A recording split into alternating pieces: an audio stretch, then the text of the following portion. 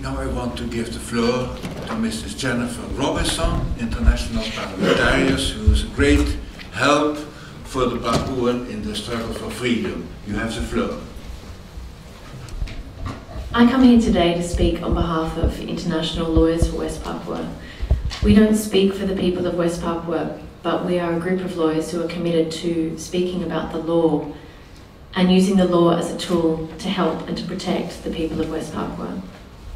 International Lawyers for West Papua was formed to raise awareness about the West Papuans' right to self-determination, to document that right, a right that has so far been ignored and a right that was denied to them in the late 1960s.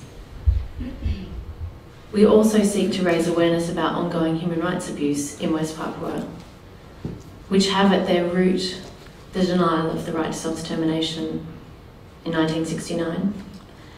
Human rights abuses which continue today, continue each day, and I could stand here all day talking about them.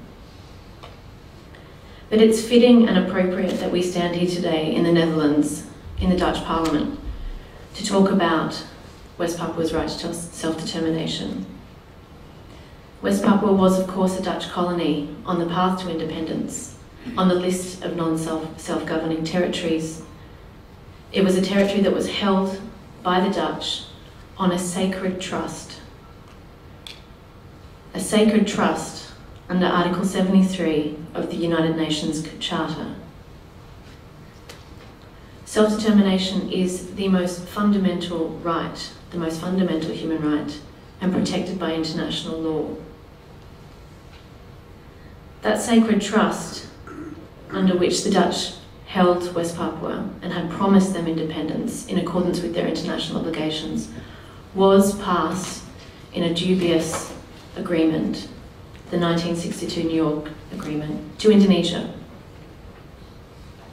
That was an agreement between Indonesia and the Netherlands that agreed to provide, in accordance with the Dutch government's international obligations and Indonesia's obligations that followed, a vote for self-determination in accordance with international practice, which at that time required universal suffrage, one vote for every adult.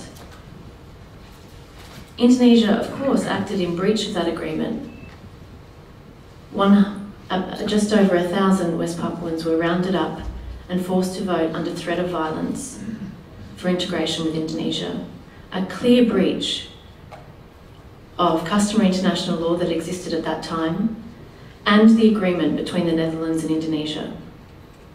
The Dutch government's silence and failure to act in response to that egregious breach of international law renders them complicit with the breach, as the rest of the international community. If the Dutch government, the Indonesian government, the international community had respected their international obligations with respect to West Papua at that time, we would be standing here celebrating decades of independence rather than decades of oppression. More than 100,000 West Papuans, and it's estimated up to 500,000 West Papuans, have been killed or disappeared since that time. They continue to suffer rape, torture, widespread oppression. Their lands have been raped, environmental degradation on an enormous scale, their traditional lands stolen. And why? Because the Dutch government did not respect its obligations to provide them with independence as required by the UN Charter, as required by that sacred trust. It is important to revisit that history because it is that initial violation of the right to self-determination that is the cause of ongoing problems today. The Dutch government in the year 2000 commissioned a report that was written by Professor Drooglever, published in 2005. That report clearly documents what happened. It clearly documents Dutch complicity and what took place. It clearly documents the oppression of the West Papuan people, the fact that they were not consulted in the negotiations between the Netherlands and Indonesia. The fact that the Act of Free Choice held in 1969 was no true vote for self-determination. Of course, Indonesia did not cooperate with Professor Drew Lever and refused to allow him entry to Indonesia to examine the files or to interview anybody in West Papua. And why? Because they are scared of the truth being revealed. Even today, journalists and human rights defenders, international organisations are not permitted entry to West Papua because they do not want the world to know what goes on there. We cannot stand by and allow this to continue to happen. Even looking as far back as the 1950s, when Indonesia and the Netherlands were investigating and trying to come to an agreement about what would take place, Indonesia refused the offer to take the case to the International Court of Justice.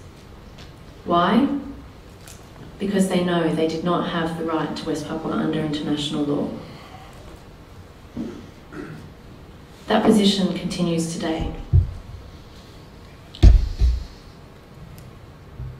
The Act of Free Choice was an egregious breach of the right to self-determination as protected under the UN Charter. It was a violation of the Sacred Trust under Article 73 of the UN Charter. It was a breach of Indonesia's treaty obligations to the Netherlands. But most fundamentally, it was a breach of the right to self-determination of the West Papuan people, and we must revisit it. If we look today at what's happening in West Papua, Benny's own case, a case that I was witness to 10 years ago when he was a political prisoner in a West Papuan jail, is indicative of what goes on today.